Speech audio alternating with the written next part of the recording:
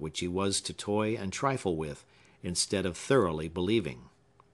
Clifford saw, it may be, in the mirror of his deeper consciousness, that he was an example and representative of that great class of people whom an inexplicable providence is continually putting at cross purposes with the world, breaking what seems its own promise in their nature, withholding their proper food, and setting poison before them for a banquet, and thus, when it might so easily, as one would think, have been adjusted otherwise, making their existence a strangeness, a solitude, and torment. All his life long he had been learning how to be wretched, as one learns a foreign tongue, and now, with the lesson thoroughly by heart, he could with difficulty comprehend his little airy happiness. Frequently there was a dim shadow of doubt in his eyes. "Take my hand, Phœbe," he would say, "and pinch it hard with your little fingers. Give me a rose, that I may press its thorns, and prove myself awake by the sharp touch of pain." Evidently he desired this prick of a trifling anguish, in order to assure himself, by that quality which he best knew to be real, that the garden, and the 7 weather-beaten gables, and Hepzibah's scowl, and Phœbe's smile, were real likewise. Without this signet in his flesh, he could have attributed no more substance to them than to the empty confusion of imaginary scenes with which he had fed his spirit, until even that poor sustenance was exhausted. The author needs great faith in his reader's sympathy, else he must hesitate to give details so minute, and incidents apparently so trifling, as are essential to make up the idea of this garden life. It was the Eden of a thunder-smitten Adam, who had fled for refuge thither out of the same dreary and perilous wilderness into which the original Adam was expelled. One of the available means of amusement, of which Phœbe made the most in Clifford's behalf, was that feathered society, the hens, a breed of whom, as we have already said, was an immemorial heirloom in the Pyncheon family. In compliance with the whim of Clifford, as it troubled him to see them in confinement, they had been set at liberty, and now roamed at will about the garden, doing some little mischief, but hindered from escape by buildings on 3 sides, and the difficult peaks of a wooden fence on the other. They spent much of their abundant leisure on the margin of Maule's well, which was haunted by a kind of snail, evidently a titbit to their palates, and the brackish water itself, however nauseous to the rest of the world, was so greatly esteemed by these fowls that they might be seen tasting, turning up their heads, and smacking their bills with precisely the air of wine-bibbers round a probationary cask. Their generally quiet, yet often brisk and constantly diversified talk, one to another, or sometimes in soliloquy, as they scratched worms out of the rich black soil, or pecked at such plants as suited their taste,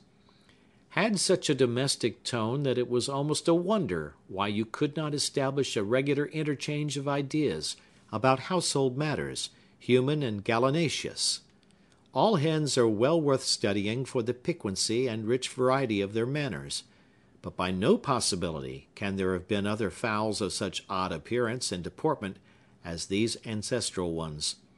They probably embodied the traditional peculiarities of their whole line of progenitors, derived through an unbroken succession of eggs, or else this individual Chanticleer and his 2 wives had grown to be humorists, and a little crack-brained withal, on account of their solitary way of life, and out of sympathy for Hepzibah, their lady patroness. Queer, indeed, they looked. Chanticleer himself, though stalking on 2 stilt-like legs, with a dignity of interminable descent in all his gestures, was hardly bigger than an ordinary partridge. His 2 wives were about the size of quails, and as for the one chicken,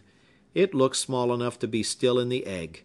and, at the same time, sufficiently old, withered, wizened, and experienced, to have been founder of the antiquated race. Instead of being the youngest of the family, it rather seemed to have aggregated into itself the ages, not only of these living specimens of the breed, but of all its forefathers and foremothers, whose united excellences and oddities were squeezed into its little body. Its mother evidently regarded it as the one chicken of the world, and as necessary, in fact, to the world's continuance, or, at any rate, to the equilibrium of the present system of affairs, whether in church or state.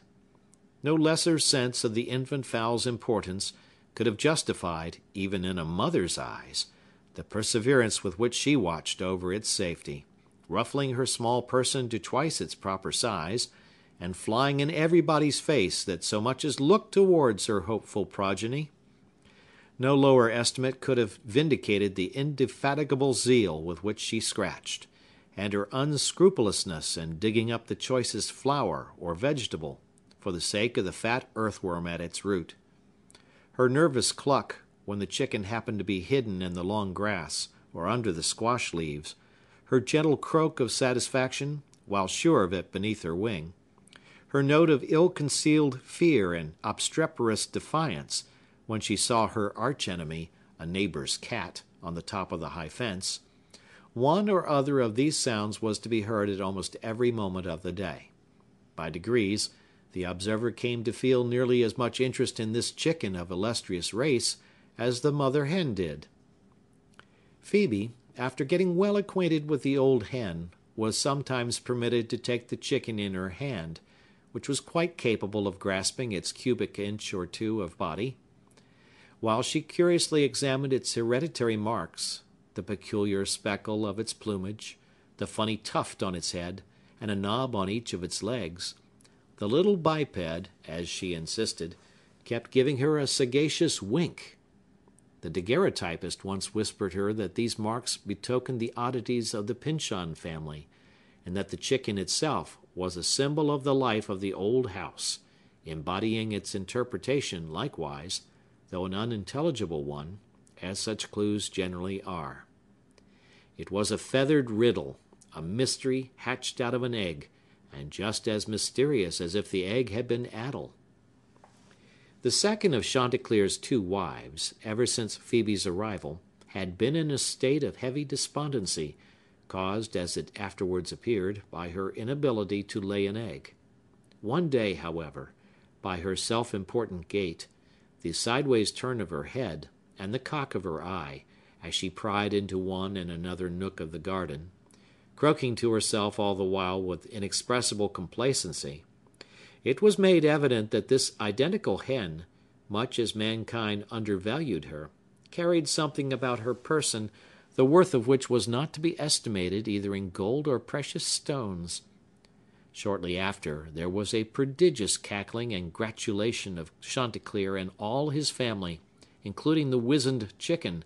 who appeared to understand the matter quite as well as did his sire, his mother, or his aunt. That afternoon Phœbe saw a diminutive egg. Not in the regular nest, it was far too precious to be trusted there,